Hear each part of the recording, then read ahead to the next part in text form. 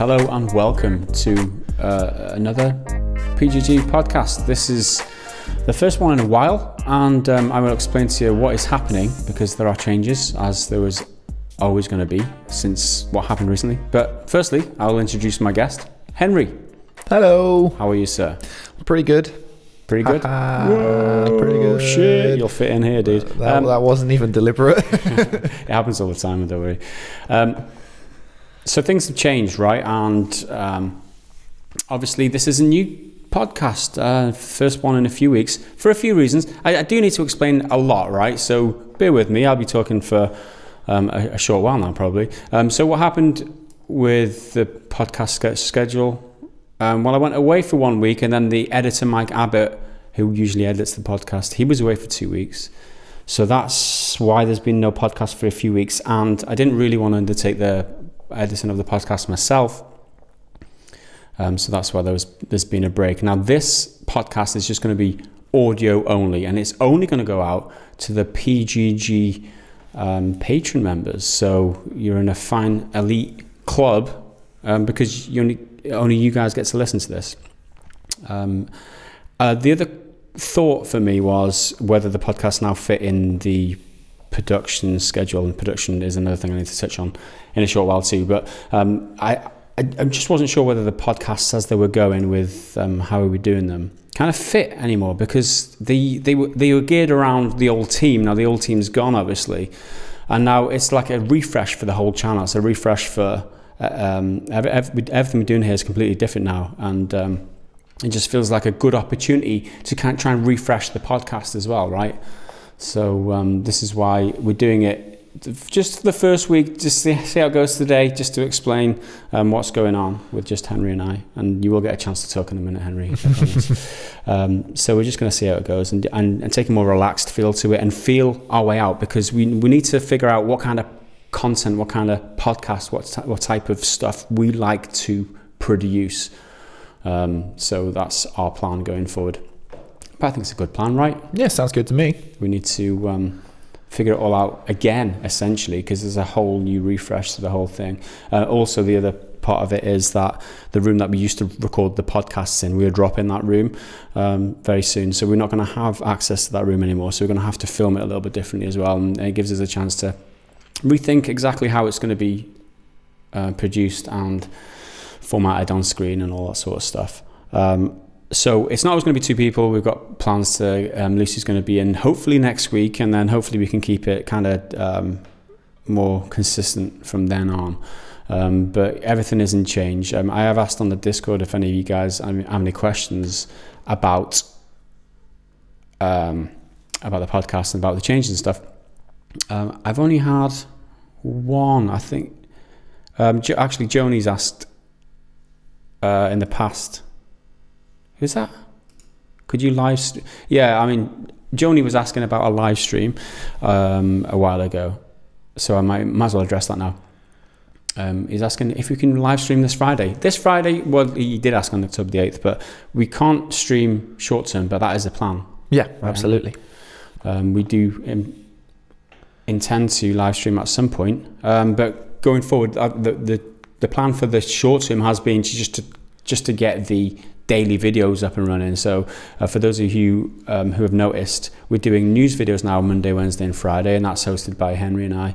And that's the format that we've kind of come up with recently, with like a main news story, then the news nuggets, and then every other little news story after that. And that kind of works well, doing Monday, Wednesday, Friday, because sometimes you do it like I was doing it on my own for a while. I used to do it every single day. Also, one bad point about that is that's a hell of a lot of fucking editing, because I do all the editing now. That's such a hard week's work. Also, there's not enough news to go around sometimes. We cover all the news, and we're like by the end of the week, we're all thin on the ground in terms of news stories. So breaking it up, one day on, one day off, in terms of the news roundup type video, works really well and gives us an opportunity to be more creative on the Tuesdays and Thursdays, which is kind of what today is. Today's a Tuesday, right? So we've had to put our heads together and thought about how we're going to do the podcast, how we're going to do other content and stuff like that going forward. So these are the pockets of creativity that we've got on the schedule now, Tuesdays and Thursdays, where we can play a game maybe. And the plan for the podcast is still what's the word? Still growing and kind of formulating. Yeah, it's just a little fetus at the moment. It's not quite a baby. That's right. It's almost there, but takes a bit of time. It's malleable is the word I was looking for. So we come up with ideas and we think, maybe this will work, maybe that'll work. So once we've got 3 people in, maybe one of us playing the game and the other 2 hosting the podcast or talking about stuff. And then, so a bit of like a mashup between a podcast and a let's play and a live stream, all 3 of those things in one. But that's just an idea at this point. We don't know whether we're going through with that. Don't know whether it even works on screen. But that's one of the many ideas. The other idea was having this podcast live stream. So whenever we record the podcast, it would go out to the patrons or on a private live stream just for the patrons somewhere, so that they can interact with us while we're recording the podcast and ask questions live and that sort of stuff. One of many ideas that we've had so far. Obviously, you were quite welcome to leave your own suggestions in the comments of this video if it's on Patreon or wherever. So that's kind of where we are with the production. I don't think I've missed anything. That's pretty much everything in it, right? Yep, sounds like it to me. Yeah. And for those of you who are unfamiliar with Henry, I didn't give you a proper introduction, but you are new here, right? Yeah. You've been doing the content for 3 or 4 weeks with me now, and it's pretty much full time. Although you're not an employee officially. I'm not technically staffed. Yeah, you are a contractor or a freelancer. Freelancer, yeah, that's the just word. like the other guys were Lucy and James and Jake.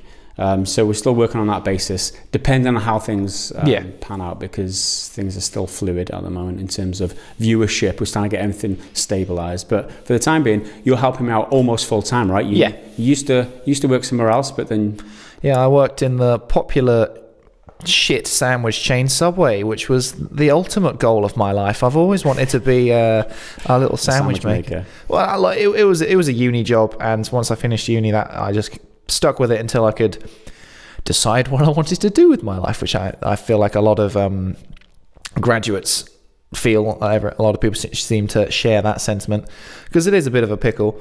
And then things kind of just fell together kind of nicely, because I was a fan of the channel, like a genuine fan before working here. Yeah.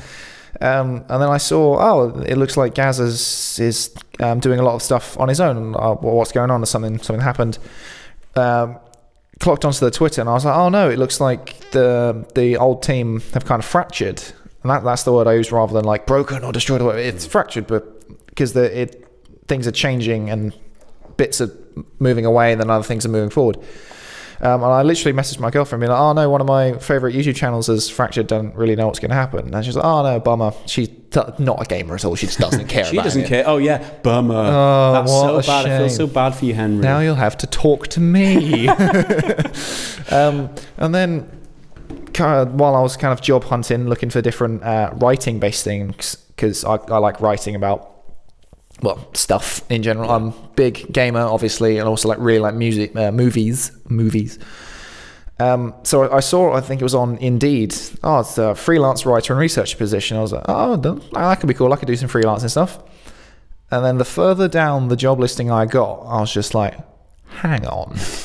What? This is PGG. So at the top, it's for writing for a YouTube channel. I was like, that's pretty cool.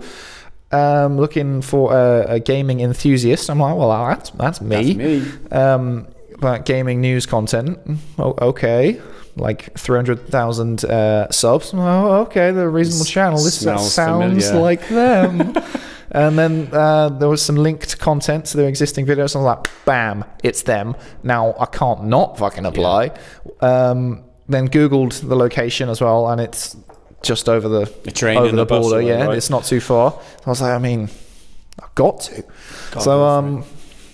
Applied, and then here we are. And here we are, Henry, and here we are recording the first podcast. So I'd like to, on behalf of everybody on the Patreon, welcome you officially to to the team, because it's not kind of set in stone, but it's still officially part of the team, because you've been making content for the last 2 weeks solid, right? And I think it's going well on screen, and maybe the listeners agree too. I think it's it's working out nice really comments. well. In terms of what my plan is for the content, it's it's retaining that core of informative content, as well as making it light and easy to digest and entertaining, and throwing some jokes in there, whether people understand the humour behind them or not, or just take them personally or whatever. That's another thing. That's something we're still kind of trying to hone. And obviously, I'm referring to the backlash on the Fallout video, for those of you who are paying attention. But maybe we'll get to that in just a while. So that's kind of where we are now, and the introduction to like what kind of changes. It's still in the transition phase, and I think that's what I want to try and get across here, is things that might change. We've kind of got the structure now for the daily videos, the daily news videos, and everything around that is still malleable. We're still working and fine-tuning, and we want to be able to maintain the creative side of it, because I feel like that was lost in the previous era, I guess we can call it, where we were just focusing, maybe a lot of that is my responsibility, but we're focusing too much on production and not enough on enjoying the productions and enjoying what we're doing. So anyway, that aside, that is it. We do have another question from Ian. Will Lucy and Jones and James Wright be returning for the podcast in the future? I think Henry's a great addition to the team, and I think you had a great rapport with Lucy and James on podcast 78. Really enjoyed it. We kind of answered some of that already, and Ian is the guy. I can't remember your name, dude. The name of the game, Shadow Era, is the name of your game. He's the guy off the Discord who I met at EGX, in fact. Very nice guy, very chatty guy. And Ian, Lucy and James will be back at some point. Although what I want to do the last couple of weeks, they haven't been here obviously because the podcasts haven't been produced, and also I wanted to get some sort of stability with the productions, which is why I've just been having Henry here the last couple of weeks. I just wanted to get some sort of schedule, some sort of reliability in the content, which is why it's just been also with Mike Abbott being away, it was difficult to produce the podcast. But going forward, nothing's off the table. Lucy will definitely be joining us back, and I'm sure James will be at some point too. And also, for those of you didn't mention Jake Jones there, because obviously it was just an oversight on your part. You wouldn't leave Jake out. But Jake's been helping us with the scripts as well. He's actually in university now. Maybe that's why I didn't include him, but he's been working with us remotely from home on some of the news scripts, which is really cool. I like the fact that we're able to collaborate on a script in the mornings when we come in, and he can go about his daily business at university after. He'll just start typing away, and an entire story's like boom up. Yeah. I'm like, oh, okay, now I've got to dig deeper into the internet to find stuff. He's so efficient. I love it. He's so good. It's so good. Like it's such an asset to have, because it's like, I think the first day it was like, right, 9 till 10 we'll just link all the stories, and then between 10 and 11 we'll decide what we're doing and write them all up. By like 9:30 he'd already written most of the script. I'm like, wow, this guy's efficient. I've got nothing to do now. I'll just put a pot of coffee on or something and put my feet up. That's what I need to do. But no, it's a really good, the way it's fleshing out. I'm really hopeful for the future, and hopefully you guys are on board too, because obviously content's changing, the faces are changing, the tone of it maybe is changing a little bit too. But we've just got to do what we enjoy. We just got to create the content that we enjoy creating, and hopefully we'll find our viewership out of that. That's how we're looking at it now, right? So that is the end of that, and we have to move on. The other thing I wanted to talk about, I don't really want to talk too much. I want to have a conversation which includes you now, Henry, because I've been talking for way too long. So what should we do next? So I can talk about the CD Projekt Red trip. That's coming up some point in the podcast. I'll go through with you what happened when I went to CD Projekt Red, which was very exciting. But again, I will talk about that later when I've maybe rested my voice a little bit. There we go. Well, a lot of you guys seem to respond to the fact that the Red Dead team were apparently working 100-hour weeks in the lead up to Red Dead Redemption 2 coming out. Apparently, this has been clarified that it wasn't the entire staff. It was like 4 writers, I think. Yes, and it was only over a couple weeks. Yeah.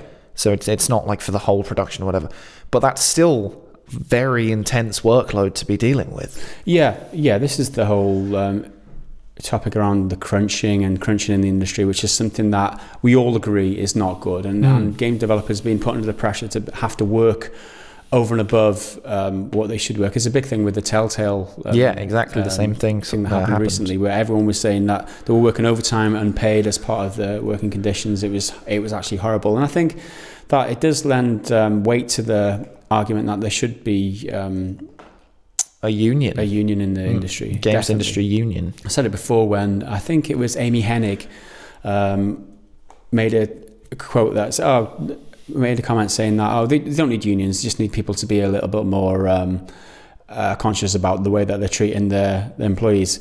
That's all good and well coming from like a top exec, right? Yeah. From someone who owns the business. It's the union isn't for those people. The union is just for the people on the ground level who come in and get the pressure from, like peer pressure from people who are working above and beyond and are happy to do that. They might feel peer pressure from that, or the managers who don't really say that you know that it will count against them not to do the extra work. Yeah, or team leaders who aren't voicing concerns of their lower leveled staff who are working these things. It's all a communication thing, and unions are a perfect way to get those things across in a civil manner, rather than reaching a kind of a breaking point and snapping and storming into your CEO's office and be like, I can't work this long, it's just fucking blah blah blah. And it's like this psychological side that is unquantifiable, right? It's this impact that they're having on people's lives where you're working so long and hard. And let's just go back to the issue at hand, which is the Rockstar thing, right? And this is Dan Houser. He's like one of the founders of Rockstar, who's now a huge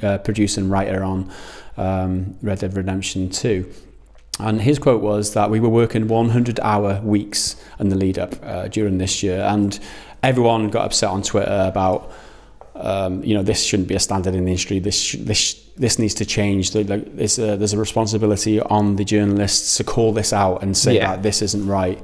But he came back based on the backlash and clarified in a quote to Kotaku. I think it was Jason Schreier himself, respected journalist, or not so respected journalist anymore after taking a shot at the YouTubers recently. But that's a different story. So Dan Houser clarified, saying that, like you touched on before, it wasn't the whole team, wasn't the whole of Rockstar who were doing or expected to do the 100-hour work week crunch. It was just a team of 4 writers, and he did name specifically who those were. And he went into detail saying that they were happy to do it. It was something that they decided to do. It wasn't anything that was, there was no pressure from the outside. So he clarified a little bit there. It didn't appease everybody, but still, it's not the whole of Rockstar doing this crunch. But it did. This whole thing did raise up the issue of crunching in the industry and how it should be regulated, which I think is a really good topic of conversation. It's definitely worth talking about. Yeah, and I think if you compare it to other industries, I don't know, doctors. If you give a doctor in a hospital a 100-hour working week, he's not going to be able to function. And in an industry like that, lives are obviously on the line. And obviously video games not anywhere, you can't compare it, right? But they are human beings. They have a job to do, but then outside of that, they have a life, they have commitments, they have bills to pay, often families to look after, or children or whatever. That's true. And they feed yourself, wash yourself, basic life things. And if you're working this many hours and this hard, even if it is only over 3 weeks, it's really not going to do you any favors for your body, just for the sheer workload. But also, there's a finite amount of time in a week. You don't have time to do what your other things that you have to do. Yeah, it sounds like hell to me. It really does. Yeah. Because you think that the average, if you're doing 100-hour weeks, that's 14 hours a day on average for 7 days solid. Yeah. I mean, and that whole of that time you're sitting in a chair, I'm assuming, like in an office looking at a screen or something, right? And I know this isn't indicative of all crunches. I mean, maybe I've heard of 60 or 80-hour weeks, which again, they're over and above, because a normal working week in this country is like 40 hours, 42 and a half hours, something like that, right? If you're working 9 till half 5 or something. So 60 hours is a lot. 80 hours is too much. 100 hours is unthinkable. It really is unthinkable. And there were reports as well, or there was people cheering the fact that back in the days of the original Red Dead Redemption, that the wives and spouses of the devs put together an open letter to Rockstar asking them to ease up a little bit on the crunch, because crunch is something that apparently historically Rockstar have been doing to the staff. So it definitely, for my money, they definitely need to unionize it, because making people, or not making people, there's no people being forced there, but they're just expected to do it, right, without, expected to do this overtime without being paid for it. That's just wrong. It's just completely wrong. And having to sacrifice so many, like you said then, sacrifice time with your family and all that sort of shit. Nah, I wouldn't do that. Definitely wouldn't. So that is the fallout from that. A lot of fallout things today. That was the fallout from the Rockstar Crunch thing. Anything to add? Well, I've just clicked on a Eurogamer article that was published an hour ago. So that would have been, about 10, 11 o'clock this morning. And they've got a bunch of tweets. I'm just trying to figure out if they are ex-staff or something. There's one that was from a lady called, Roisy accepts spooky. Forgive me if I'm saying that wrong. Saying, I worked 80 hours. I worked 80-hour weeks at Rockstar until I had a breakdown. If I hadn't, my contract would have been terminated. There are plenty of ways to force a person. Fuck you very much.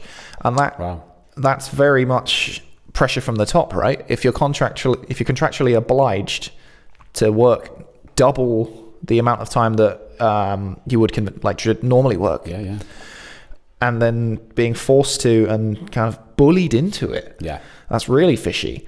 Yeah, especially from Rockstar, who are a studio who are quite beloved in the community for the quality of their games that they produce. Yeah, bullying is a strong word, and I feel like there's a lot of ways that you can bully that isn't traditional threatening with physical or any sort of like psychological bullying. It's just so under represented. I think that like putting psychological pressure on someone, whether you think that it is or not, if the person feels like they're being put under pressure to do something, if they're being forced or coerced to do something, that is bullying, essentially psychological bullying. And this is what this lady is talking about, right? And as an employer, you have a responsibility to make sure your staff are performing as they should be at optimal levels, but also comfortable and healthy, or like physically and mentally. So if you're being forced to do this, it's not going to do you any favors, and you're failing your staff. Yeah, sure. Yeah, there is a lot of people outspoken about this issue now on social media, and a lot of articles being written just in the aftermath of this. I think it was an article with what was the name? It wasn't Variety, was it? Vulture. Vulture. It was Vulture. I think it's New Yorker magazine. I think it's their online component of that anyway. So this one article where Dan Houser was talking about the production of Red Dead Redemption 2, it's blown up for so many different reasons. Like we made a video on like just the facts, like the cold hard facts about how many lines of dialogue were in the game, like 500,000 lines of dialogue, 300,000 animations, 6 years worth of mocapping, just raw that numbers. Information in itself. It came from this one article. I don't even know the name of the guy who wrote the article, but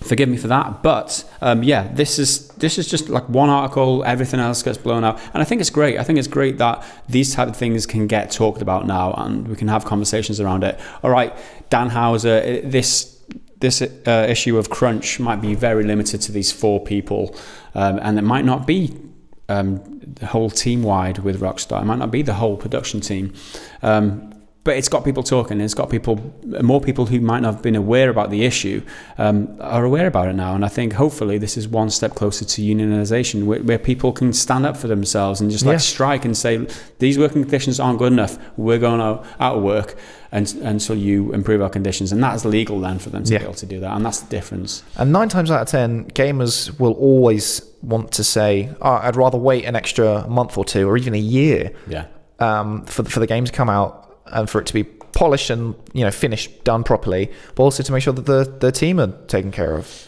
Yeah. I mean, obviously we're all like, I want Red Dead now. I want whatever it is right now.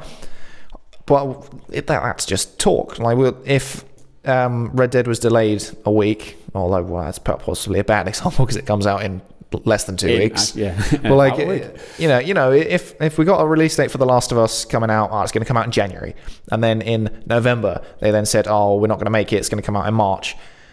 I would accept it. I mean, it'd be a bit annoying, like, oh, I want to play it, but I think what's important when they delay games like that is for them to explain why. Yes, we've run into issues with this, or we've had problems with that. We need more time to be able to polish this. Yeah. I think that way, that open and honest attitude to have from a development team is far much more respected from the communities, and people can accept that. And all the people who get pissy about it then are just arseholes, just the kids who just don't understand and don't care, have no empathy for the people involved or the teams involved or the workload that they've got. They'd rather people crunch and get their game on like 2 or 3 minutes early. But fuck those people. They're just fucking knobs. Straight talk here on the PGG podcast. So, and that's how we feel about it. But, you know, there is an argument that, you know, these devs are allowing themselves to be, you know, to be treated like that. You could just walk away from the job, find a different job. You know, there was the conditions that they are arguing. I'm just arguing from the other side now, just as a devil's advocate. Devil's advocate is the term I'm looking for. Thanks. You know, people choose to carry on in these jobs, and if they didn't like it, they could just move elsewhere. That is one argument in against you know, the responsibility, because the responsibility is down to the individual just as much maybe as the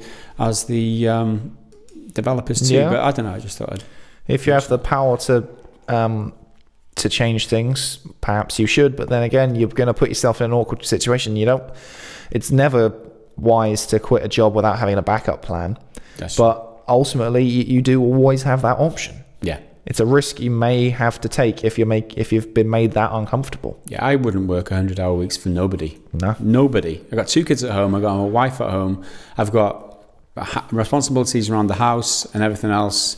Just wouldn't do it. Do it. But that's just me. It's not always easy when you've got bills to pay and all that sort of stuff. There's so many different factors involved, and you know, I couldn't begin to imagine what it's like to be put in that position. But that's just how we feel about it, guys. If any of you have any input on these topics, conversations, any of these issues, leave them down in the comments on this Patreon post, and maybe we'll discuss it. That's one of the things we want to do going forward with the podcast, is discussing more of the comments and more of the talking points that we find, not just on the Patreon side, but also on the YouTube videos too. And we've got an example of that.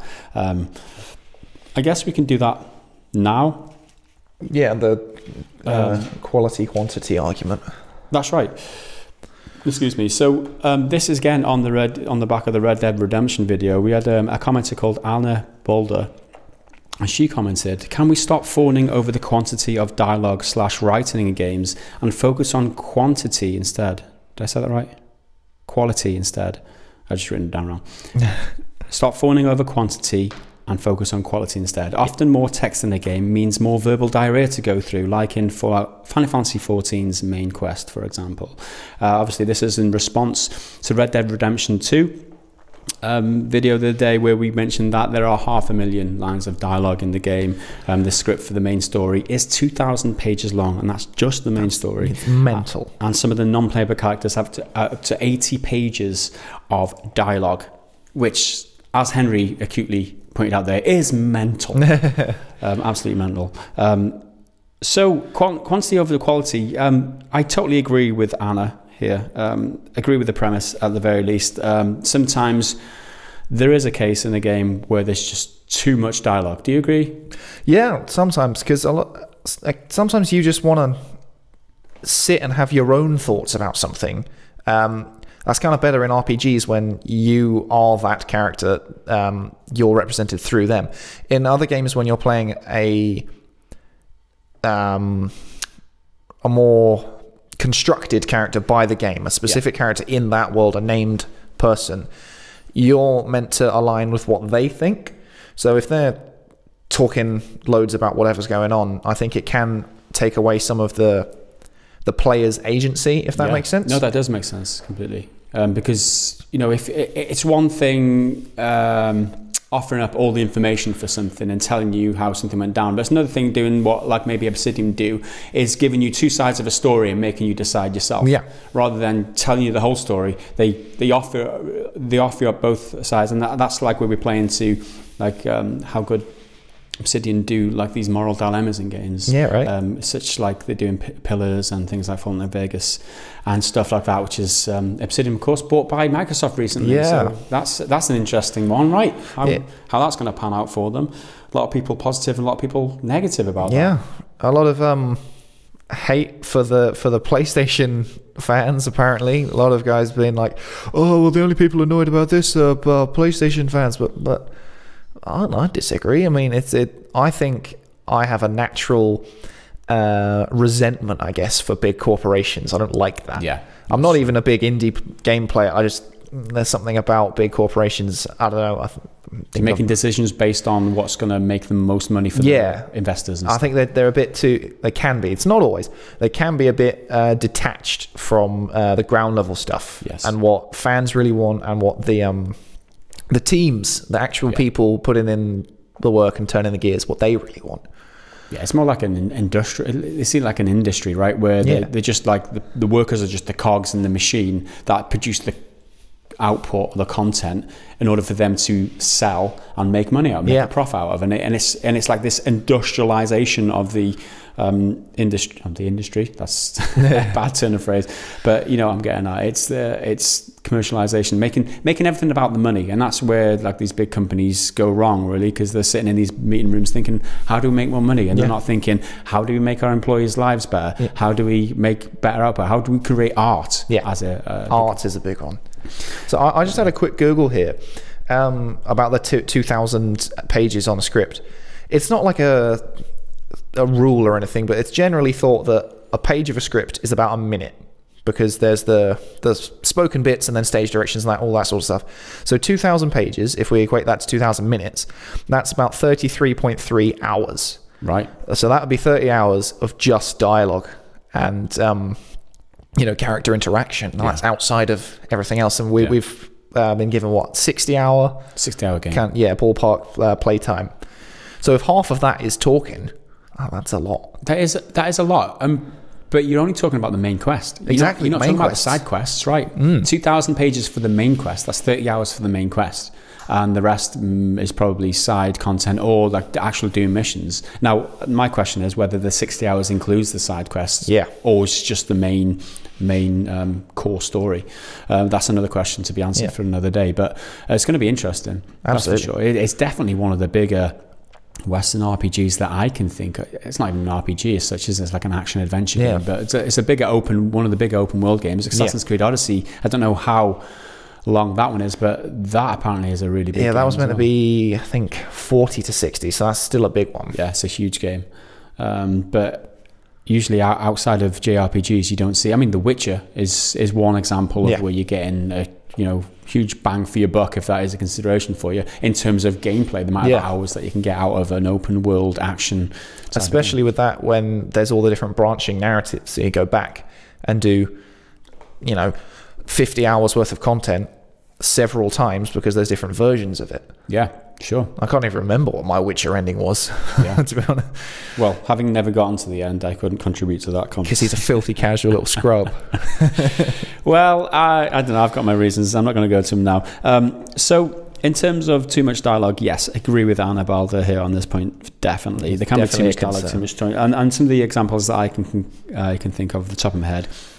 Ren from Oxenfree. You ever played Oxenfree? No, I'm not very familiar with that one. PC game. I think it's out on consoles as well. But if anyone's ever played Oxenfree, man, that Ren never fucking shuts up. He just talks the whole fucking time. Oh, and it's so inane. And that's my prime example of just shut the fuck up, man, and give me a chance to think. Yeah, right.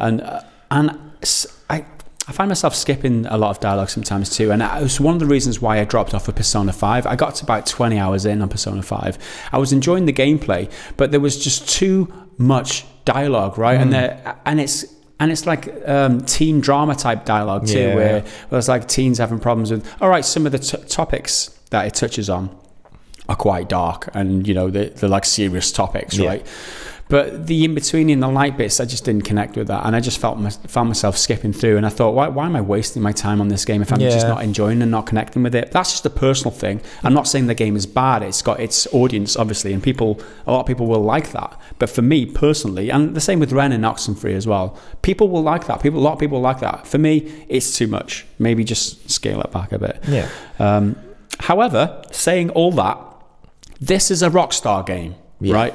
And Rockstar are known for their awesome characters, their awesome dialogue. They're very entertaining, charismatic, and funny characters. If it's 30 hours of, like we've just kind of assumed here, if it's 30 hours worth of Rockstar character interactions, I'm all for that. Absolutely. I will take that. If Arthur Morgan is even 10% of the character that John was in Red Dead Redemption 1, I'll be thoroughly entertained, and they will have well earned my purchase. Yeah.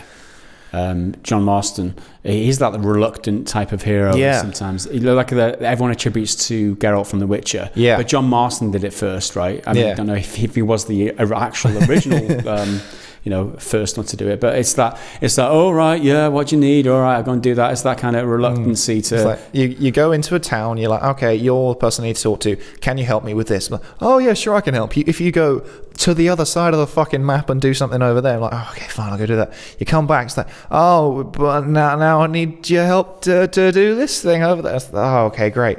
But what I liked about John is he started off quite accommodating of it. He was like, all right, yeah, fine, I'll do it. I think Wes Dickens' interactions with John were really good for that, because he was like, fine, I'll help you sell your stupid tonic. Doesn't work, whatever. You do the first time Deadeye thing, you shoot the guy's hat off. And I was like, okay, cool. But then after a while, he's like, I am fucking sick of this. Do what I'm telling you, or I will kill you. Yes. Yeah, he loses it, yeah. And that's the thing about Rockstar characters, is that they are so well written, and it is credit to Dan Houser and his writing team. Maybe that's how they do it, and going back to this 100-hour weeks thing that they've done, maybe that's just their process. Maybe they enjoy doing that. I mean, I'm not trying to justify the crunching here, but the result speaks for itself, that's for sure. And going back to GTA 5, another game which obviously is the highest grossing entertainment product of all time, which is GTA 5, right? Entertainment product, not just game, entertainment products. That includes movies, music, everything. $6 billion they made off that game. And the characters in that, very awesome, well written, very the way the story turns and twists and turns, especially with having 3 characters as well. And each of them are well-rounded. It's not like they're, 1/3 of a whole character. They all work on their own individually with their interwoven stories. Exactly. That's true.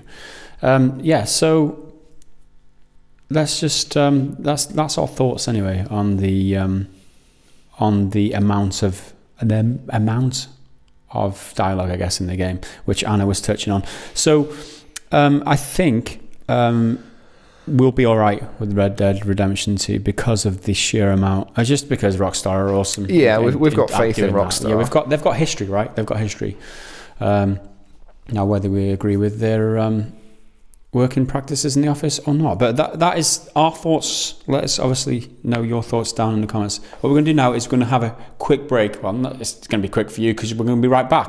But for us, we're going to go and have a break, have some lunch and stuff, and come back later with some more talking points. So until then, we will kind of see you in a few short seconds, but not really, because it's going to be like half an hour or an hour or so. But see you in a bit. See you in a bit. Hello everybody, and welcome back to the second half of the all-new, the all-fresh PGG podcast. How's it going, Henry? You still here with me? I'm still here.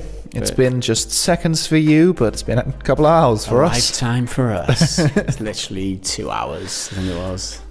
But we've been busy though. We've been planning out the new office, how we're going to have it. Yeah. In terms of how we're going to set up for the podcast in future. And we've got a nice plan. It's going to be set up. We're going to do a behind the scenes video, aren't we? Ooh. Very exciting. That was Henry's idea. So we maybe do a behind the scenes video and let you guys see what our workspace looks like now. How the magic happens. Peek behind the curtain. And also, I am, since we're here talking about additional content for the patrons, I'm working on an outtakes video too. So on the daily edits, what I'm doing is I'm separating some of the content that doesn't make the final cut. That is kind of funny sometimes. That's like you guys might appreciate. I'm going to throw it together in like a monthly patron-only subscriber bonus type of video, which will be pretty cool, hopefully. Yeah, I don't know if you guys have noticed, but in all of our news videos, there's a lot of nonsense that seems to happen.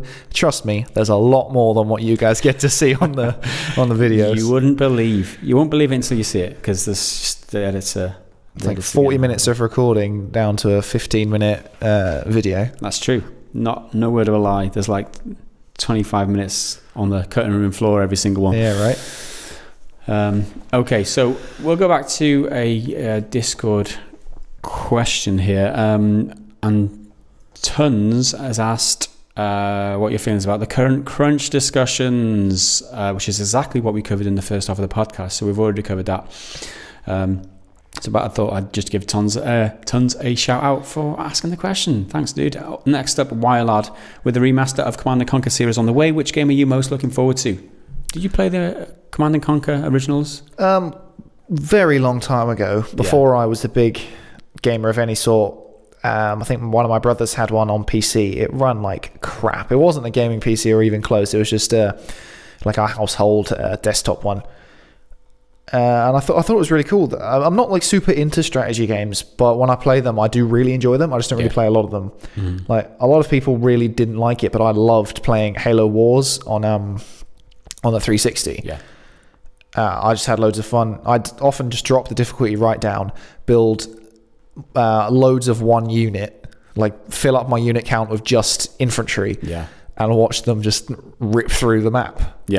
It's cool, like seeing the effect of loads of single units. I think there's Epic Battle Simulator, something that does that, where you can just like, there's loads of different units you can choose from, loads of different type of characters, whatever, and just have loads of them just smash each other. Smash it, try. You don't even have to play a game. You just like put them on the battlefield.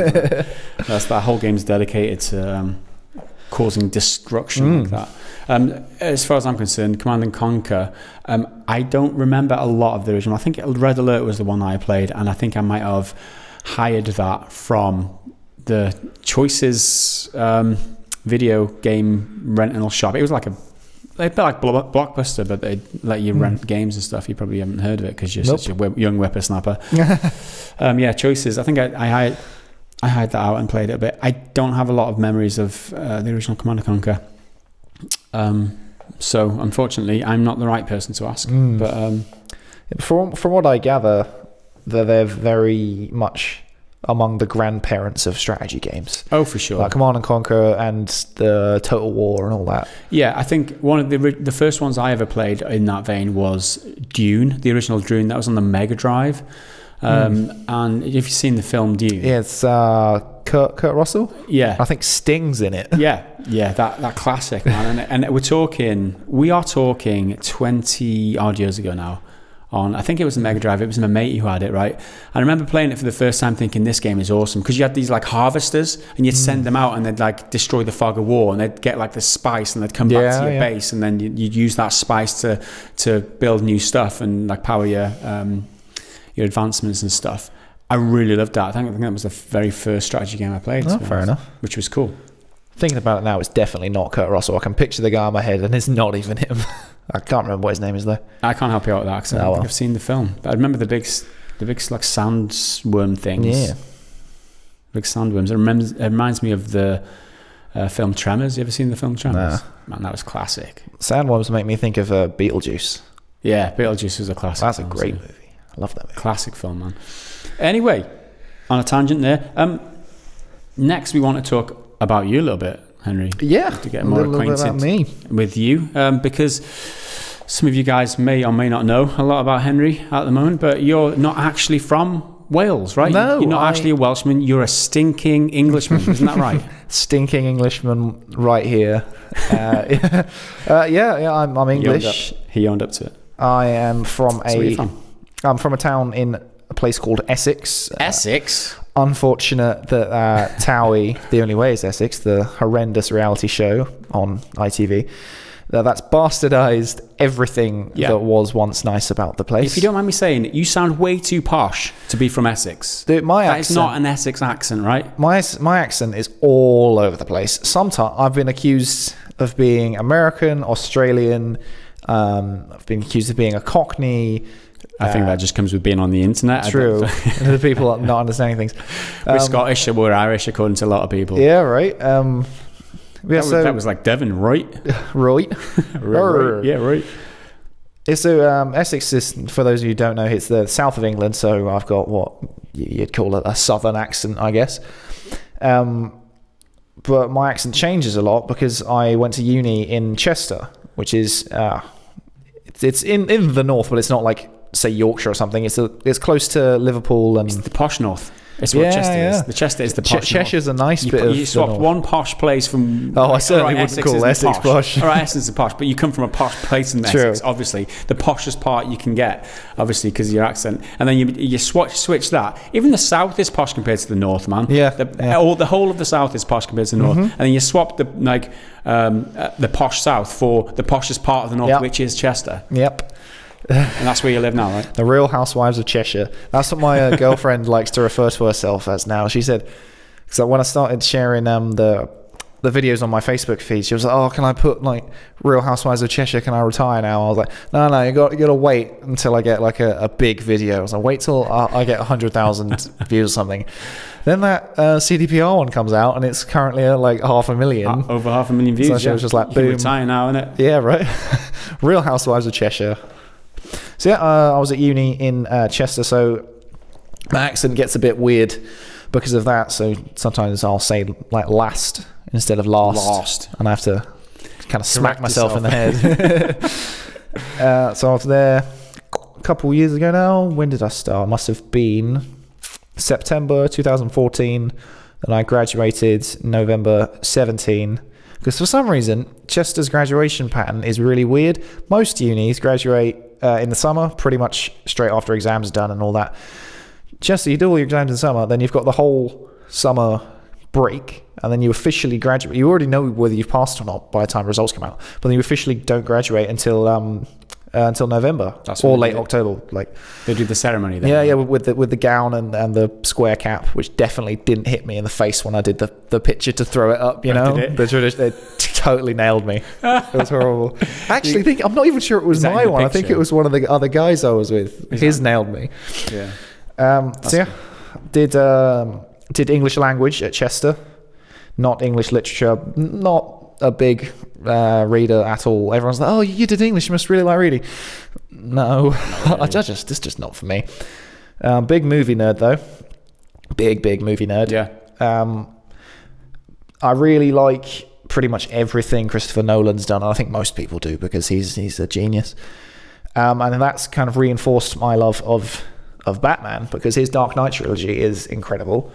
The way Christopher Nolan and Christian Bale breathed a complete new life into the character, which was in a less than positive position after Clooney's Batman and Robin movie. Yeah. But we'll leave that for another day. Right, okay.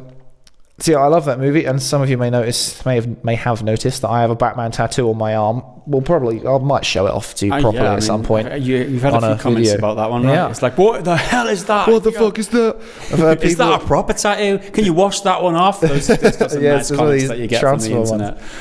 One of my favourites was, this guy thinks having a tattoo means he has personality or something. I was like, well, there you go, mate. Maybe you're right. I've got...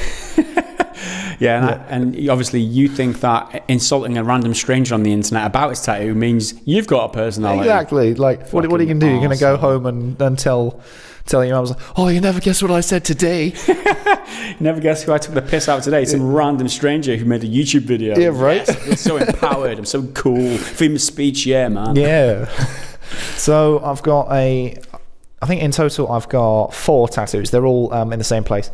Got a Batman one on the outside of my right arm, and then a Joker one on the inside, and those two kind of work together because it's Batman's face surrounded by like ha-ha-has in red. Yeah. And then it's the Joker's face surrounded by bats, because it's kind of the opposites of each other, which I thought was cool. Jesus, you should have seen the drawing I took to the guy. I was like, right, please don't do this. Just make this look good. And Right. he was like, okay, I've got my work cut out. You drew it yourself? Yeah, well, a draft, pre-draft.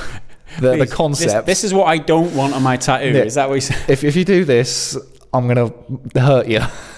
Yeah, so I've got those two. Then I've got just a simple black band underneath them, because the idea is that I would like to go below my elbow, but I don't have any main ideas at the moment. Yeah. And I want everything sectioned off by black bands, because then it kind of looks like comic book panels forming together if everything's got its individual themed spots. Something that could be cool. And then above that, which I don't think anyone's seen, is on my shoulder, I've got a Death Star from Star Wars, obviously, with a few X-Wings and TIE Fighters flying around. That's my most recent one. Right. I've never had a tattoo my whole life, but it seems like stamping your body like that permanently. You're committing yourself to the franchises or whatever you're sticking on there. Like, you're definitely a Star Wars fan. You're definitely a Batman and Robin fan. Well, that's the thing. Like, the most recent Star Wars movies, contrary to what a lot of the internet likes to think, I really enjoyed The Force Awakens. Yeah. But I thought The Last Jedi was a piece of shit and completely flew in the face of, well, everything The Force Awakens had done, like a lot of the plot points. And where it thinks it's subverting expectations and being creative, I just think was dumb and wasn't handled right. Mm-hmm. Everything they do with Leia is just baffling to me. Yes. But that doesn't mean I don't like Star Wars any less. No. I don't enjoy that movie, but I can still go back and watch the other ones. Yeah. I actually feel the same way as you. I mean, it's a hot topic right now, like Star Wars and like what they've done with the lore and all that. A lot of people are not happy with it. But I totally get what you mean with the Last Jedi. I watched it and I kind of enjoyed it. And then the more I thought about it, it's like, well, that doesn't really make sense. That isn't. The more it sat with me. It's just like a slow motion chase through space. It's like, what the fuck is happening here? Like, and then in the meantime, a little ship can go to that fucking casino, that casino world, and then come back. All while this slow motion thing. It's like, this is. Well, they didn't even do anything else. Where is the plot in this movie? Anyway, this is. We could have a whole thing dedicated. Podcast, We're a gaming channel. This is a whole different podcast. But I did like the Force Awakens. I really did like that. And I really liked Rogue One. I thought that was really good. Did you? I mean, I guess I'm one of the ones who thinks about it too much. I think the whole premise of Rogue One is we've got this shitty flaw in our lore that is the Death Star's got this fucking one off button, right? That if you get this one rocket down this shaft, let's try and justify that by making a whole movie out of it, a throwaway movie, because it doesn't really matter, because it's in between both timelines or whatever, and these characters. I mean, no spoilers here, but they don't mean anything at the end of it. Like they're inconsequential is the word I'm looking for. Thank you, Henry. It's the second time just today you found my words for me. I just found the whole thing throwaway. It was like paper thin, based on that premise. Yeah, it is quite throwaway, but it still had a great time with it. I had so much fun. I remember thinking in the cinema, like, I'm actually really having a good time with this movie. Yeah. And then the Darth Vader scene happens. At the end. Yeah. Ugh. You didn't like that scene. All right, hold on. We're about to really fall out here. Well, I don't know why it was so cool. I mean, they should have done it before, but it's just a little extra tidbit. It's like, let's just throw Darth Vader in for the sake of it, no? Yeah, but it was so satisfying. I'm not, like, in terms of substance, there's not a lot to the film in terms of the lore. But it's so satisfying. The door's jammed. Let's get. But he kills every. Oh, it's brilliant. It's great. That's the Darth Vader. I'm sure it is a good movie. I did enjoy watching the movie, but it's like the more I think about it, the more I'm like, nah. It does have its flaws. But. Yeah. Anyway, that's our movie discussion for the day. So you're a big movie fan. We've gathered that. So how about gaming? You're a PlayStation gamer? That's right? Yeah, primarily. I'm a filthy little casual non-PC player. Filthy. Don't even know how I got invited you in this office, to be honest. Well, I'm looking into getting a PC, but they're just expensive, and I don't have the time. No, I get that. To do it. I will eventually. Totally it's just it's a bit of a big investment, especially when I've got like other things to think about. Yeah. But yeah, at the moment, I'm currently on my PS4 with a little bit of a Switch. Me and a couple of guys I live with, we clubbed together and bought a Switch. We haven't got that much on it. We got Zelda, which I was loving. I need to get back into it because I got up to a bit where I just kept dying. And I was, fuck it, I'll come back to it later, and haven't got back, but I will. So I was having a really good time. Mario Kart, which is always a good time. Yeah, always fun with friends. That yeah. One of the guys is really, really good. One of the guys is really, really crap. Yeah, and I'm so inconsistent. Sometimes I'll win every race of the Grand Prix, and then other time I will come like 12th every time, and I don't know. I'm terrible at Mario Kart. Depends generally. how many beers, I guess. It depends how deep you are in terms drinking of and Mario alcohol. Kart really go hand in hand in my house. What else we got? We got Mario Odyssey, which I've played very little of, but what I have played I have really enjoyed. Mm-hmm. But I've just been playing Zelda instead. So PS4, Switch, and I was on 360 last generation rather than PlayStation. Yeah. And I often reference that when people are talking about the whole console war, because I don't believe in the console war. I'm a gamer. I play good games. Yeah. And I'll play the system which has, in my opinion, the best games. Like I was drawn to the Xbox 360 because of primarily Gears of War and Halo, two game franchises that I really, really liked. And then they kind of fell off for the Xbox One. Like Gears 4, because I don't have an Xbox One, I didn't play it, but I watched like a story playthrough, and I was like, I mean, it looks fun. The gameplay looks as fine as it ever was, but they didn't really innovate a lot from what I saw. Yeah. And the story wasn't quite there for me. Same with Halo 4. Actually, no, Halo 4 was on 360, and I played that, and it kind of felt like an afterthought. And then with Halo 5, it only got interesting at the very end, where the new Spartan, I can't remember his name. Is it Clark? Oh, something. I can't help you with that. No, the new guy meets Chief, and then they're going after Cortana. I thought that was cool, but it's right at the end, and it's kind of sequel bait, which is a shame. So, what was the decision to take up PlayStation this generation? What affected that? The whole way Microsoft handled the Xbox One release. Yeah. The announcement with the DRM and all that nonsense, yeah.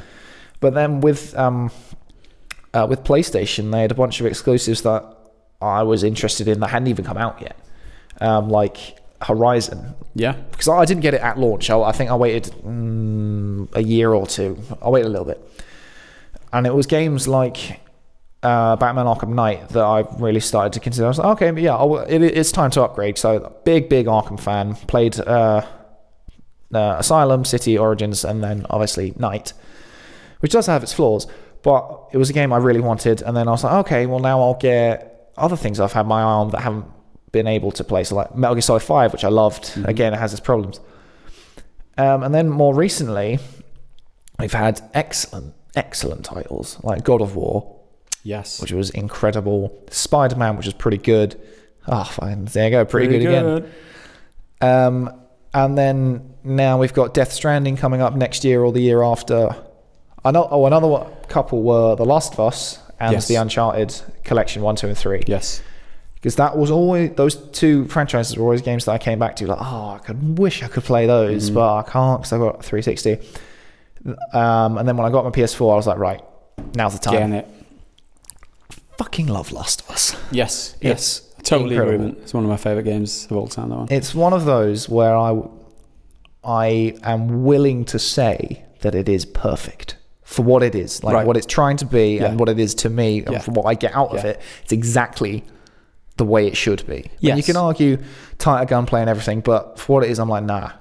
It's exactly the way it should be. The whole experience itself, it feels complete. Even the ending is so perfect, right? Well, the whole story, the progression of how Joel and Ellie go. Right, it's a big long fucking fetch quest kind of thing. Journey for there's not a lot in terms of what they do, but I mean I know exactly what you're saying, and people can pick faults with it, saying, "Oh, it's overrated, it's this and that." But it's all, gaming's a personal experience, and if you feel like that, this game is like the epitome of its genre, which I feel like it is. I feel like it does what it's supposed to do to the best of any other game, exactly, and in every respect. Then I totally agree with you. That game is special. I remember. I knew ahead of time, I spent a lot of time avoiding spoilers, but I knew ahead of time that his daughter died. A spoiler warning, by the way. Oh, yes, well. You're only 5 years later. I was watching that and I was like, I know how harrowing this is, and I felt it. But then when the ending came around, which I won't spoil that, I was just completely in awe of the way they approached it, because I've not seen anything do it like that, because the whole game, Joel isn't he's not a good guy, but he's not the bad guy, if that makes sense. He's always in lists like, top 10 games where you were playing as the bad guy all along. Right, you've completely misunderstood who Joel is. Yeah, exactly. His character progression. That's the core part of the game, right? His progression. That's the whole point of the game, is Joel's progression. And my favourite chapter, I guess you could, because it's broken into seasons, isn't it? You start in summer, then you go into fall or autumn, if you use the correct word, winter and spring. Winter was my favourite part, because that's when Joel, he's out of action because he's been injured. He plays Ellie for a lot of it. But then there's a sequence where you switch back and forth because Ellie's been kidnapped and Joel's going to go get her. And there's this brilliant sequence where Joel is interrogating these guys to find out where she is. And he's got like one tied up to a chair, he's been beating him up, and that's when we come into the scene. And he goes over to the other guy who's tied to the chair. He's freaking out, he's really scared, he's like, I don't know anything. And Joel's just like slapping him, and he stabs him in the knee and stuff, and it's just, this is a hard scene. Brutal. I love Joel. The fact that I think he just like remorselessly kills people because they're just bad guys, and he doesn't skip a beat. Like, he just fucking does it. It needs to be done. He does it. He's that efficient. He's a soldier in many ways. Is Joel, and he's awesome. And the end in itself, the fact that he chose what he did, right, that in itself is the culmination of the whole story. Like, that's the story coming to fruition, and that is what his character was supposed to do all along. That's the whole story, right? People's whatever people think about it, then whatever. But Joel is one of the most complete characters, I feel like, in any game, and he does have this moral ambiguity where, he's bad.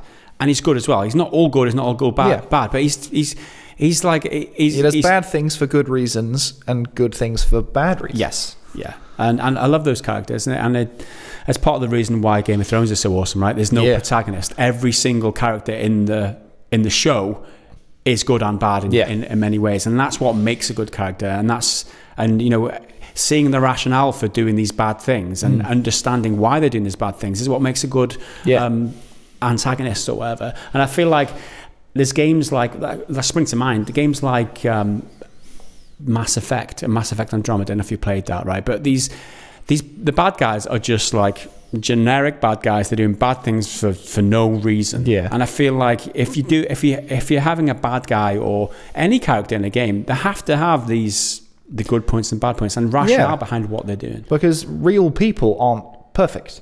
We've all made bad decisions for whatever reason. And I think Joel really captures that. And it's really nicely hinted at as well when you meet up with his brother, that he's done some really terrible stuff that we've not seen.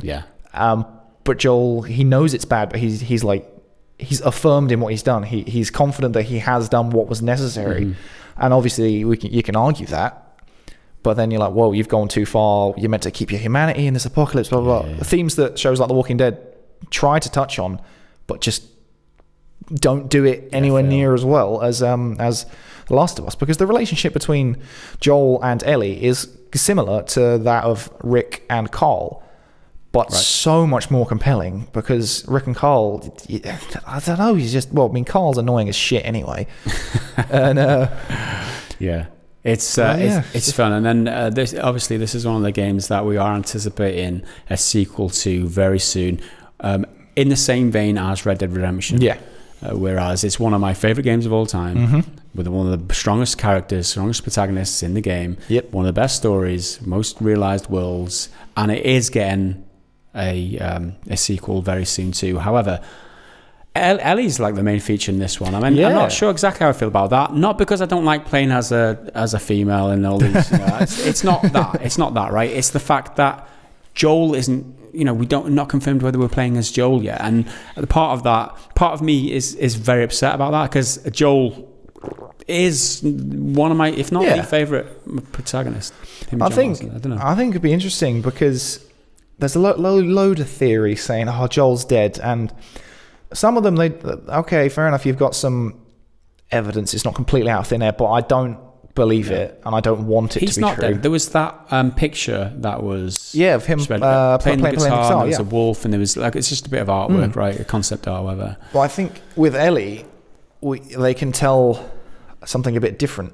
Yes, because she was a bit more idealistic, because she was young, and often young people have this more open-minded and less kind of cynical approach to the world. Because Joel has seen and done some very terrible things, but Ellie hasn't. Yes. So, and from one of the trailers, I think it was E3 this year, we saw that a community was being developed. Yes. It was some sort of celebration. They're they're having a bit of a party. With like electricity, and they had the opportunity to have fun. So it's not all work. So I think that's going to be an interesting dynamic as well, because it looks like Ellie is an integral part of that community in whatever way. I think it's she's meant to go on patrol or something, so she's obviously an active kind of defense person, like a combatant, like ready to fight. Yes. But she's not a brawler or a bruiser like Joel was. No, that's true. That brings me one of my favorite things about The Last of Us, which I don't hear spoken about a lot, is I found the melee combat really satisfying. Oh yeah, there's so much weight when you clock the guy. The camera over the head. movement. Yeah, it's like the shake in the camera when you smack him. Yeah, and like you hit them, and they just like Red Dead's gunplay and the bullet impact animations and stuff. It's so visceral. Like you hit them, and they really move with the hit. Yeah. And a lot of that can be put down to Troy Baker's performance. Because pretty much everything Troy Baker does, whether it's a game I like or not, I'm like, he is the man. Yeah, he's awesome. He is. He is the man, and is the reason why he's in so much, right? Because he's fucking awesome at it. Anyway, that took a wild tangent. We started talking about games for ages, and hopefully this is what this new format of podcast will accommodate now. Yeah. If we want to talk shit about one of our favourite games for like 10 whole solid minutes, then that's what we'll effing do, right? Yep. You never know. Red Dead Redemption 2 might be rubbish, and we might just come in and be like, right, it's so shit, I can't be asked with going back to my horse to get my guns, the balls don't even look good. Dead-eye those balls on day one. Yeah, that's what's happening. First hour, dead-eye those horse balls. Let's see how they animate that shit. Okay. So next, I want to talk about my trip to CD Projekt Red. Because I went to Poland recently, and I don't know if any of you guys were following me on Twitter as I was posting the event. Now, what happened was I was invited on the 25th to Poland to CD Projekt Red to play Thronebreaker. Thronebreaker is the single-player spin-off game from the Gwent card game, which was a spin-off itself of The Witcher, The Witcher 3. So this game is coming out on 23rd of October, and it's been launched alongside a version, or the gold version, of Gwent, which in itself has been in beta for God knows how long, a couple of years now at least. So both games are releasing on October 23rd. So they invited me over to play hands-on with Thronebreaker for 2 hours, as well as have a tour of the offices and stuff. So yeah, that's what I did, and they tied that in with a GOG 10-year anniversary celebration. GOG obviously is owned by CD Projekt, who is the parent company of CD Projekt Red, who is the development team, if that makes any sense. So CD Projekt own it all, essentially.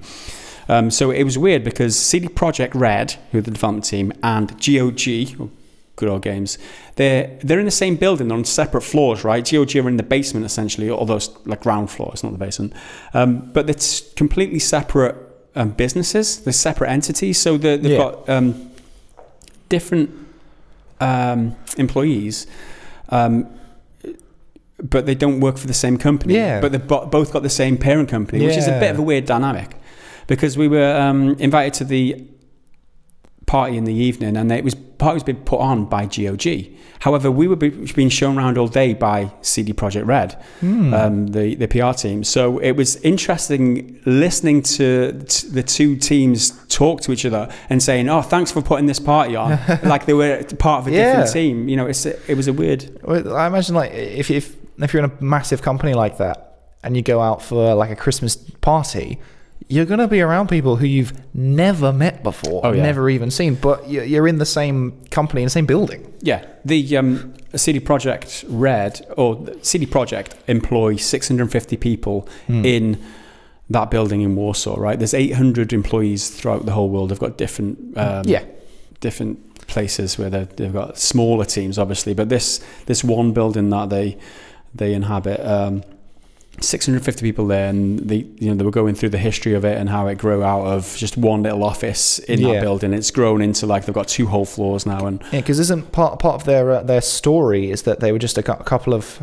friends who loved video games, so that they learned how to code so that they could do it. Exactly. Yeah, I think what the first thing that they did was they were doing translations of games, Polish translations of other games. I don't know the story completely, but it was Marcin Nowinski and the other dude, I can't remember his name. But yeah, they learned to code in order to make Polish local versions of these games so that they can sell them in the Polish market. And GOG was born out of the fact that because Poland used to be part of Russia and there was like a communist type of regime back in the olden days, it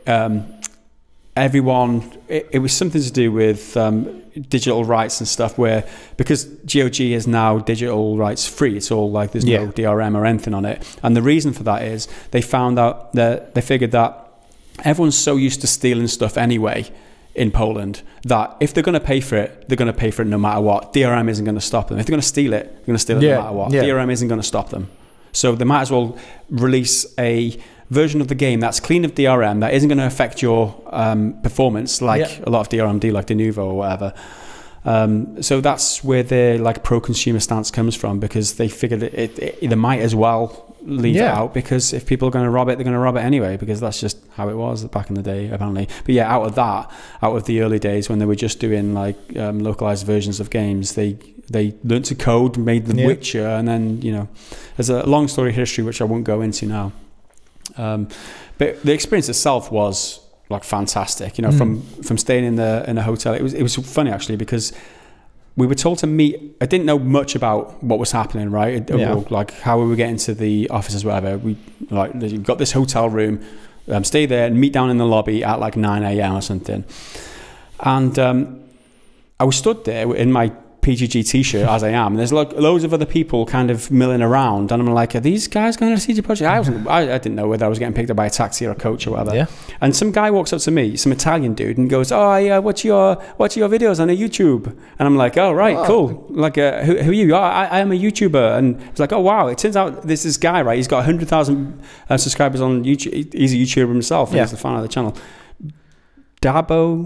Dado Bax is his channel, if anyone's interested. He just comes up to me and introduces himself. Oh, I'm a fan of your channel, it's awesome, nice to meet you. And I'm like, oh fucking hell, all these people here must be like YouTubers and influencers and other people too. We must be all going to the same place. And it turns out we were. I ended up meeting a lot of them during the process of the day, but then got chatting to this dude. Obviously we jumped on the bus, got to the offices, and that's when we went in and got a tour of actually first off we went into the mocap room. And they sat us down, told us everything that was going to happen, give us these lanyards with like a Thronebreaker or a Gwent card on it, which is pretty cool, pretty nifty if you're a fan of Gwent, which I'm not a big fan, I'll be honest. But anyway, sat us down, told us everything was going to happen, give us a tour of the whole offices, which is really cool. Got to see everything. Did you get a sneaky look at Cyberpunk? You'd be surprised how well they covered that shit up. Every single screen we looked at, it was either The Witcher, well, actually, it wasn't even The Witcher. It was the Gwent or Thronebreaker, and every other screen had like some coding scheme on it. There was no gameplay. There was nothing Cyberpunk. Not even a fucking logo. Not even hardly a T-shirt of Cyberpunk. It was so well hidden. Like saying Voldemort. Yeah, exactly. Yeah, that's exactly that's the joke I made. Actually, it's like you can't even say the word Cyberpunk because like people look at you the wrong way or something. I don't know. It was very. They kept the lid on it so well. They did I like so well. that. I like that they're trying to make sure it's so secret. Yeah, it shows that they're really passionate about what they're creating. They want to protect it rather than it's not hiding it; it's protecting it. Yeah, of course. They obviously know that's that is a very valuable asset for them. Is the Cyberpunk and all the information around that. I would just have liked one person not to get the memo and just be sat there playing it while we walk past, because we walk past all these offices and they've all got like glass windows. So we're walking down these corridors of just glass offices where like there's a PR team over here and there's like a dev team there, an art team there, or whatever. And then there's this big one office where we just get to walk out and like we're just strolling down the office, looking at all these people, just like who were like nodding at you weirdly and comfortably or whatever. Like, sorry to intrude, kind of proper British type of sorry to intrude, kind of nod. But yeah, we didn't get to see anything of Cyberpunk. But that was unfortunate. It's a cool little office though. They're allowed to bring their pets in, or their dogs. So there's like a little dog snuggled in the corner, and like a woman walking by with a dog in her arms. So they're like a pro pet type of office. A few more places are starting to do that now, especially in like inner cities where people can't get home to help their pets. It's really good idea. It's really cool. And what stuck out for me, like the canteens all over the place, and there's a real community feel about the place. Okay. Now, I don't know if that was just put on. I mean, it's hard to gauge being there just one day. It just felt like everybody was a family. It's weird. It's weird to kind of explain it. And this obviously comes on the back of CD Projekt Red having criticisms of their own from past employees. Like, I don't know if it was glass window, glass ceiling, or whatever.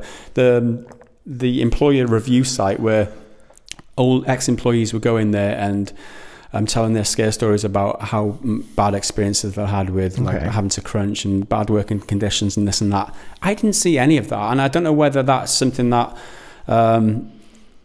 that they've worked on, or whether that was the case in the past, and whether they've changed it, they've worked on as a company to try and change the culture in the company, or anything. But it just seemed like a really great place with really great people and a really welcoming environment. I don't know if it was just... Yeah, it could just be for show, but... Yeah. It's really hard to fake that shit, right? Yeah, like if it is for show, they're doing a damn good job of it. Yeah. But it was really cool. So we had lunch, which was awesome. Food was really cool. And then we get to sat down and play Thronebreaker for 2 hours in a big room. It was like a classroom. Like you walk in and like everyone's quiet, and like there's a big long like island of table island.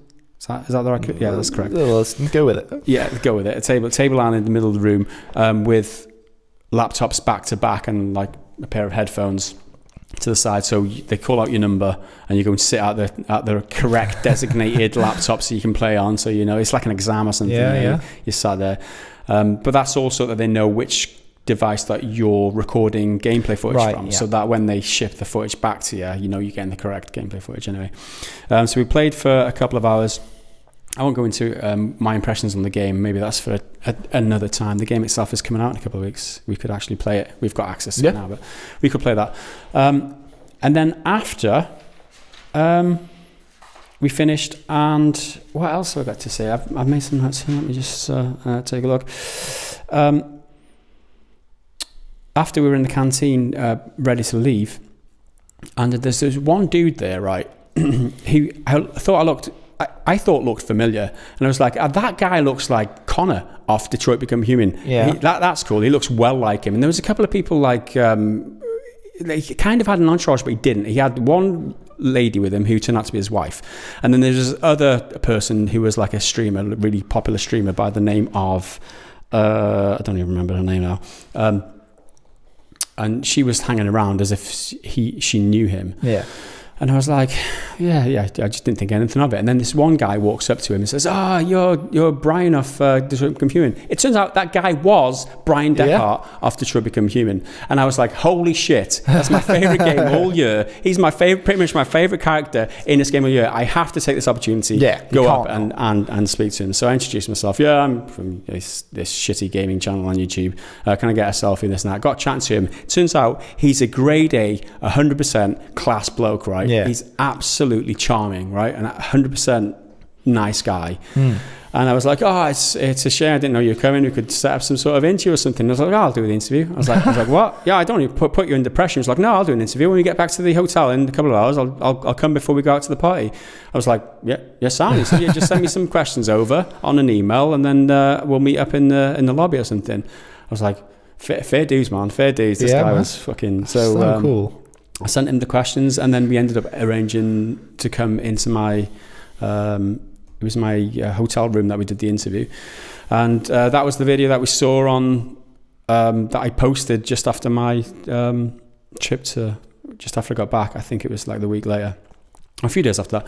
But that was my interview with Bryan Dechart. I mean, it was a crazy coincidence that he was there and he was willing to do that interview, which I really enjoyed, by the way. And if any of you haven't seen it, I strongly recommend you go and check it out, because that guy is awesome. He really is awesome. He's talking about mocapping and how he worked on Detroit Become Human. Yeah, it's quite a nice insight into that kind of world, because he says that he got into Detroit because he wants to go into mocapping specifically. That's right. And gaming kind of opened up that avenue, because he's a big fan of the works of Andy Serkis, because obviously he's done Gollum and King Kong and a few other things. Caesar. Yeah, Caesar from Planet of the Apes. So yeah, I think it's really cool that that's his passion. Like, because some people are into doing theatre, some people really like doing certain genres of movies. Yeah. His thing is motion capture. Yeah. And he said, like, it's using your whole body, and I think that's really cool that that's his real drive. Yeah, and it's recording 360 the whole time. And I feel like he was an actor beforehand. It appeared in a few things. It actually was in one of the original Mafia games. I don't remember. I think it's Mafia 2 or something, right? He wasn't a notably successful actor, but he was an actor and he was earning a living, right? But he made the decision, obviously, to go into video games because he wants to do the motion capture thing. If we think about the information that's come out of the last 24 hours about Rockstar and Red Dead Redemption 2 and the figures that they've put together, 6 years worth of motion capture that they've done with, like, I think it's 1,200 actors, 700 of which had speaking parts, and there was 300,000 animations in that game. And what was his name? Dan Houser or something? Dan Houser, the producer dude. He says that Rockstar are the #1 employer of actors in New York by a long way. Yeah, and that goes to show. And we talked earlier about how GTA 5 is the biggest grossing entertainment project in the world, and like people, the actors who play Trevor and all the rest of them, they're known faces now. They can go to Comic-Con and every Comic-Con and get recognized and whatever. Like, this is a big industry now for actors. This gaming thing is just blown up, and it's starting to get taken seriously in the acting community, because there's still a lot of acting elitists, I guess, who only respect theatre or the works of Shakespeare and the RSC and stuff. But now gaming is becoming such a big enterprise for actors, you can't turn away from it and can offhand discount it. That is just snobbery, essentially, isn't it? It's like people stuck in their ways and don't realize that, technology changes, like the industry's changed, like the acting industry itself now, it has changed. Gaming industry is a bigger employer than the movie industry. The gaming industry is double the size of the movie industry. There's just so much, the gaming industry is so much bigger now, with more and more opportunities for acting, doing mocap and doing other voice work and things in games. Then it's definitely opened a lot of doors. Bryan Dechart obviously recognized that, saw a gap in the market, applied for Detroit Become Human, and now he's recognized the world over. He's touring the world with his wife now, who Amelia, who coincidentally, plays one of the characters, Tracy, one of the, I don't know if you played Detroit Become Human. She's like the sex robot. She's like the sex robot who gets killed. Hey, hi, my wife, she can play a sex robot. She's in it too, but they're both touring Europe, they were at the time, just on the back of working on Detroit Becoming Human, which is fantastic. And they've got this whole streaming thing going now, which they absolutely love and do it all the time. So yeah, that was an awesome thing to happen. Definitely check out the interview. It's really interesting to see that kind of world. It's really I loved that interview. I absolutely loved that. It's one of my favourite bits of content I've ever produced, although not a lot of people watched it, but still, I'm really proud of that. I think it's really cool. So that was it, and then in the evening, we went to the GOG party and caught up with all the dudes, all the influencers and stuff. I'm going to give a shout out to the few of the people I met. Kerales, who's a YouTuber. European, I can't remember, I think it's Czech Republic or something. Arcade Balls, which he's a streamer from Twitch. He's got like 60,000 followers on Twitch. He was a really nice guy. Ali Jones he was just a journalist. He wasn't an influencer or anything, but he's a really nice guy. I got chatting to him. He works for PC Games N. He's like writes articles on there. And then another Scottish dude does a YouTube channel called Writing on Games, and he does these what do you call it, a video essay type of things, but he's not one of these ones like Clean Prints or whatever, or someone else will just jump on and just rag on a game. He'll do like a proper review of a game, and it's actually really informative and really insightful. He's a proper video essayist, not someone who just rags on games. I quite like video essays. Great bunch of guys. And so we had cake and we listened to a 9-piece orchestra, I think it was, and playing video game music. I didn't recognize a lot of it, but it was really cool. Such a great well, especially as a lot of video game scores are just atmospheric, because obviously they're to background the player exploring the wilderness or doing a mission or whatever. So I think a game score would just be really atmospheric to listen to in the real world. And then, that was it. And then we walked back and it was really late. One thing that I haven't mentioned is that I did an audio interview with the Thronebreaker dev, right? And in the interview room, there was this PR lady. I can't remember her name. But it turns out like she was quite intimidating, right? It was an intimidated type of scenario. So we got shepherded into this room because I asked to do an interview. Because I just want to speak to people about games, whatever. Although not hugely enthusiastic about Thronebreaker. I love the concept and the principle of it. But card games just like aren't my cup of tea, really. Anyway, I just want to learn as much as possible. So I'm sat there interviewing this dude, and I felt like this lady was sat there just monitoring what was being said. You know, you get that feeling that it's like just making sure that the wrong thing isn't being said, just in order to just kind of jump in and just stop any secrets getting leaked or anything like that. That's how I felt it was, because she seemed kind of standoffish, right? It turns out she was a fan of the channel. And as soon as we got out, she asked for a selfie. I love your channel. I was like, so she was just being shy and professional. Trying to play it cool. She was, and I was like, wow. God, you should have said that, because I was really nervous during the interview. I was super, super scared, but it turned out really cool. And just as we walked out, also, one of the animators and one of the artists on Cyberpunk, worked for CD Projekt Red and worked on The Witcher in the past, he asked one of the PR guys, Mikhail, who was dealing with us, to meet me, because he's a fan of the channel. He wanted to come over and say hello and say like he enjoyed the content and this and that was really humbling as well. It was really awesome that somebody or people in CD Projekt in their world, like a studio that is lauded and hailed throughout the whole industry as like the people to look up to in the industry.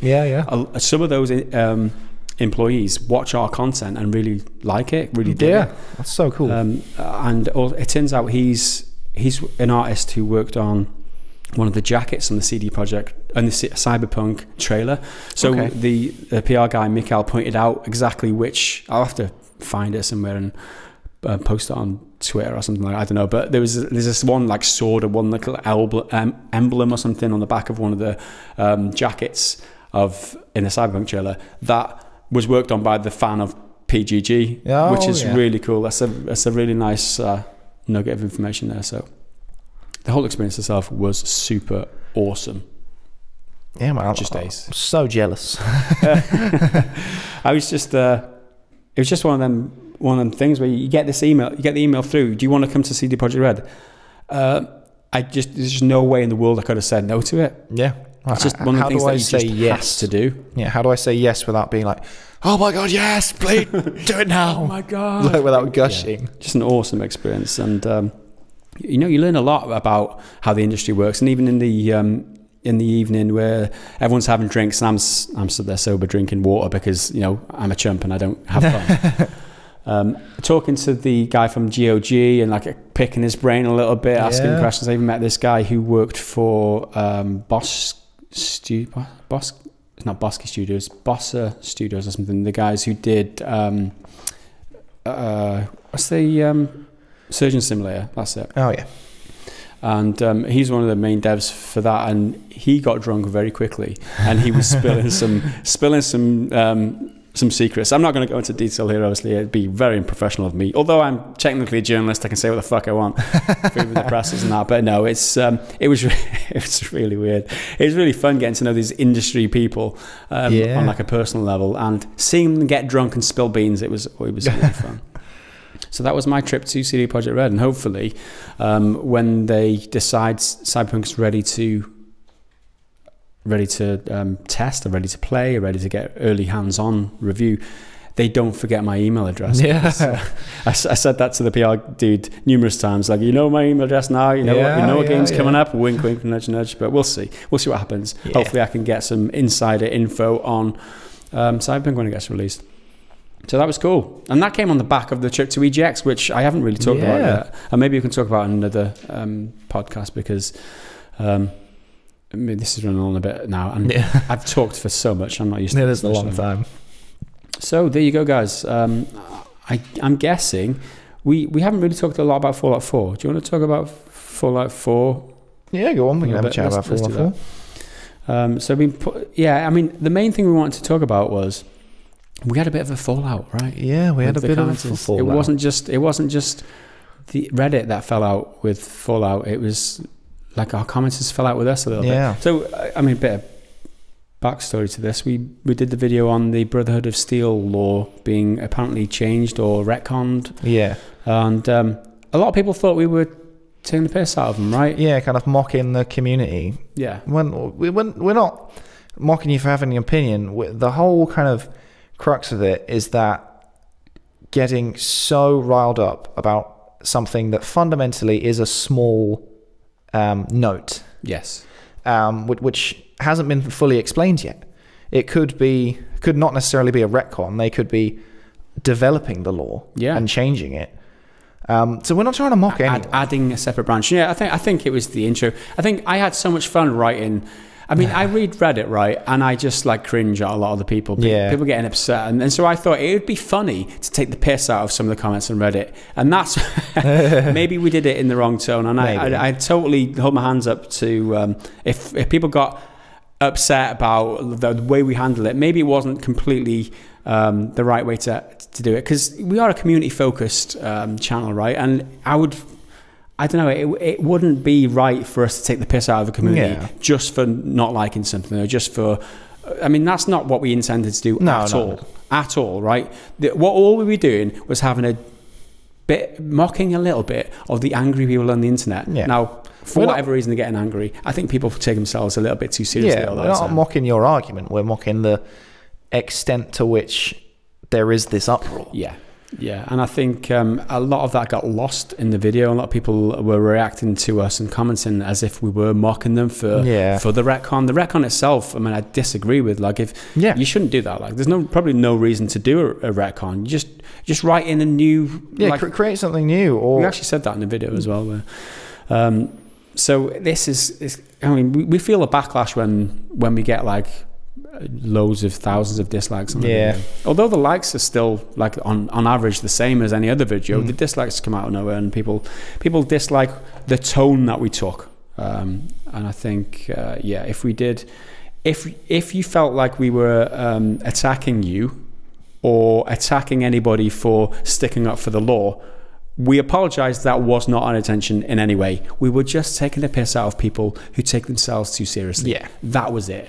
If anything, it's just a comment on the state of the internet as a whole. Yeah, that is true. Because there's a lot of angry people getting angry about things that... Yeah, and it's weird, right? Because we chose to poke the hornet's nest, really, because all we're doing essentially is the internet version of telling someone to calm down. Yeah, right? essentially. How infuriating is being told to calm down. Yeah, right. And we did that kind of in a video, and you know, telling angry people that they shouldn't be angry is not the best move. Yeah, but you know, I mean, I said that before we posted the video, didn't I? I said, this is going to piss people off. Yep. It's a risk that we took. Yeah, I mean, I don't mind. I mean, people who do get angry with us, who get offended by our opinions or our sense of humour or whatever, they will just unsubscribe. And it's a bit like a cleansing, right? Yeah. Like the people who are there, who are so blinded by their own opinions and their own hard-set feelings that they don't let facts or don't let any sort of objectivity infiltrate that. And if they see anything undermine the way that if somebody isn't echoing their feelings, then they'll just get angry. And you know, those type of people aren't the ones we want to try and attract in the comments of our videos anyway. We want to try to attract more level-headed type of people. So hopefully there was, you know, people who thought that we were attacking them. I've had it clarified now, because we weren't attacking them for the sake of attacking the community. We would never do that. But also, on the same point, they haven't come out and said specifically why the retcon happened, or the apparent retcon has happened. No, they haven't. Pete Hines hasn't addressed it, which is kind of why we had his quotes in the video as well. So maybe wait and see if it is an actual retcon. Yeah, it's very early days. The details of it, because the game isn't even out yet. It's based on one single note, which they could take out before the game is even published too. So that just, you know, the whole issue goes away then.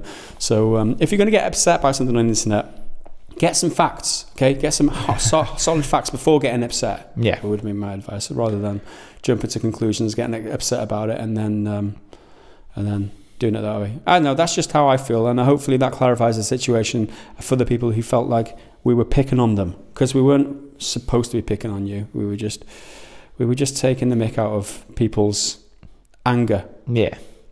The other thing people really engaged with in that video is the tea discussion. A lot of people were very upset about the concept of people even putting milk in first. That is a thing that people do. That is a thing that people I think it's really bloody weird. I don't even drink tea. Let me add, like, I'm just not a big tea guy. But loads of people just like, what? But you know the etiquette, right? You know how it's done. Yeah. You know how to make tea. You put a bag in, you pour water over the top, and you put the milk in, you give it a stir, you pull the bag out, drain it a bit, and then you're done. We are not going to get on. You take the bag out before you put the milk in, dude. What did I say? You don't. Did I say leave the bag? Okay, no. Right, scratch everything I just said. Take the bag out before you put the milk in. Yeah, that. Man. Okay, we're friends again. But yeah, you squeeze it at the side of the mug to get all the you got to leave goodness. it in for 2 minutes, man. You got to let it brew. But yes, putting cold milk onto a tea bag is wrong in any state, right? So some people might be confused by what they mean by putting milk in first is that if they're brewing it in a pot and then they put the milk into the cup first before they pour the tea into the cup, that's fine. That's the only way you can put milk in first into a cup. The tea bag is the most important part of the argument. Tea bag has to brew with hot water. Yes, milk mustn't touch the tea bag. Yeah. Anyway, now we've clarified that. Yes, the two things, the fallout thing and the tea thing. Yeah, I mean, that has to be clarified. But again, that is just our opinions, and maybe we're wrong. I mean, I would never say that we are 100% right on everything, because opinions, that's a funny thing, right? They're all subjective. There's no hard facts. So if any of you disagree with us, please be respectful and let us know why down in the comments. Because, we'll have a proper discussion. Yeah, because that's what I want to try and promote a little bit, is like we're all okay to have opinions that differ. As long as we're respectful and we can communicate with each other with respect. It doesn't matter what anyone else thinks. Like we can be friends with everybody. Opinions are like arseholes. Everyone's got one, and some stink more than others. I didn't want to use that because I think it was like Bush Jr. who said that first. He can't have coined it, surely. Oh, bloody hell. Apparently so, man. Well, I don't know. Maybe he did. Maybe he didn't. But that is a discussion for another day. That is that is it now. So thanks for listening to the podcast, and thanks for sticking with us if you listened this long. This is our first attempt at the new, fresher type of podcast. Yeah, the rebranding. Maybe next week we'll have an additional guest. We don't know for certain yet, but maybe we will. Maybe it'll be a little bit different. Maybe we'll have cameras on our faces. We don't know yet. For now, we're just playing it day by day and seeing what feels most natural, right? Yeah. So thanks for listening. I hope you enjoyed the podcast, guys. We will see you or speak to you, or you will hear us again. Yeah, you will sense us. You will sense us, our presence in the universe next time. All right, guys. See you later. Bye. Bye. Bye.